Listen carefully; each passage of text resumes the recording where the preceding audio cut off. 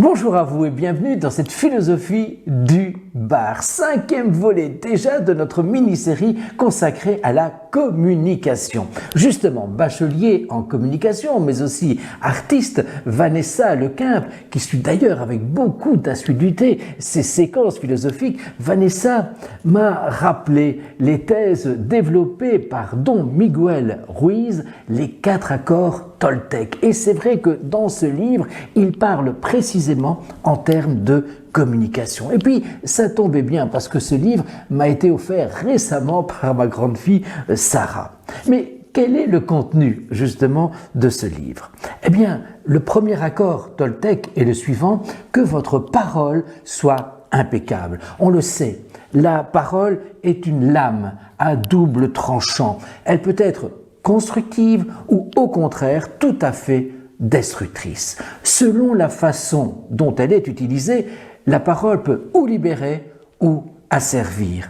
Un mot peut changer une vie, un mot peut détruire l'existence de millions de personnes. Que votre parole soit impeccable. L'étymologie de ce mot impeccable renvoie bien sûr à la notion de sans péché et dont Miguel Ruiz définit le péché comme quelque chose que vous commettez contre vous-même. Être impeccable signifie donc ne rien faire contre soi-même, assumer la responsabilité de ses actions, ne pas juger, ne pas critiquer. Si je vous insulte, vous pensez que je me sers de la parole contre vous-même. En fait, c'est contre moi que je l'exerce.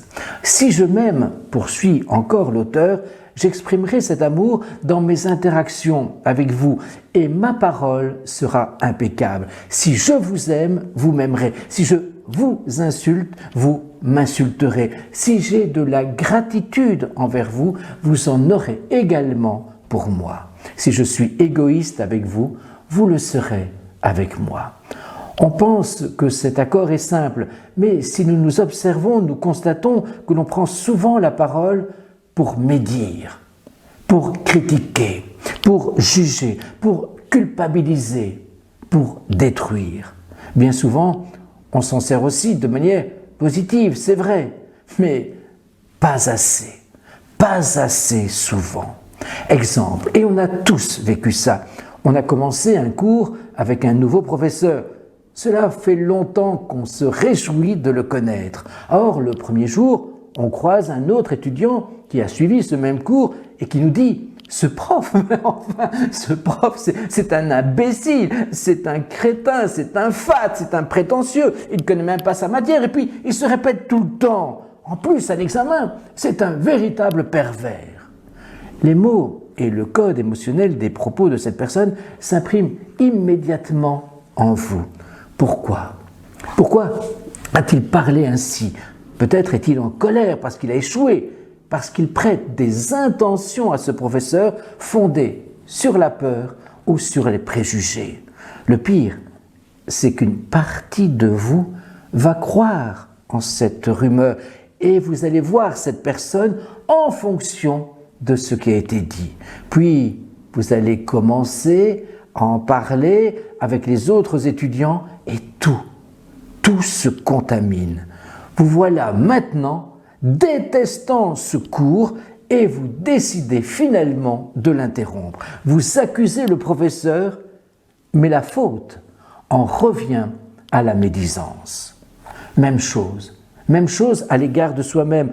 On n'arrête pas de se parler en permanence, se disant des phrases du style « Je suis gros, je suis moche, je vieillis, j'ai plein de rides, je n'ai plus beaucoup de cheveux, je ne sais rien faire de mes 10 doigts, je ne comprends jamais rien, etc., etc. » On utilise la parole contre soi.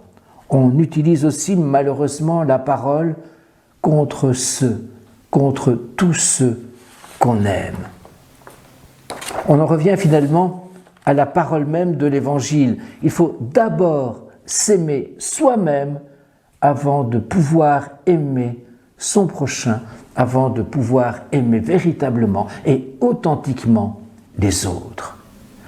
Un autre accord Toltec en matière de communication est de ne pas faire de suppositions. On prête des intentions à autrui, puis on se persuade et on est persuadé qu'elles sont vraies. Il vaut mieux poser des questions que de faire des suppositions. On suppose généralement que notre partenaire ou tout autre proche sait ce que nous voulons. Nous croyons donc que nous n'avons pas besoin de lui dire, que nous n'avons pas besoin de communiquer. Nous pensons donc qu'il va faire ce que nous désirons, parce qu'il nous connaît bien. Et s'il ne le fait pas, on lui dit « Mais enfin, tu aurais dû le savoir !» Dire « Voilà ce que je veux, voilà ce que vous voulez » constitue véritablement les prémices de toute bonne et authentique communication. Ces phrases « Que votre parole soit impeccable » ne faites pas de suppositions semblent faciles. Elles sont au contraire particulièrement difficiles. Mais possibles. Mais possibles. À vous, à nous, à moi aussi, et surtout de cultiver cette communication tout à fait authentique.